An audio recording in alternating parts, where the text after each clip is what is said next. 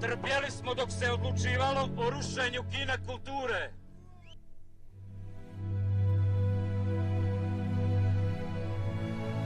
Kad su nas sekli platane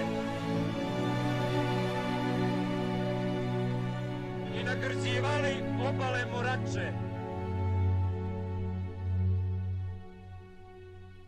a grad prekrivao beton.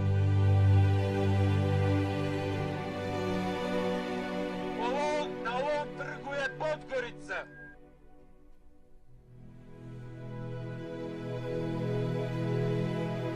Ono pod Goricom je hram kojim ne možete vršljati, a da nas ne pitate.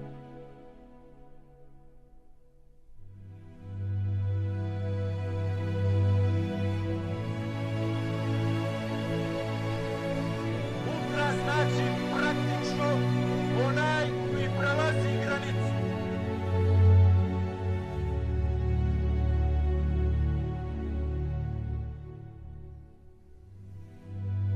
Da je ultrasi ne bi prelazili, mirno krenite u ostavke.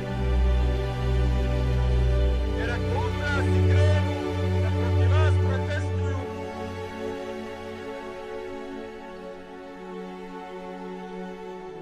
da se sa vama sprdaju,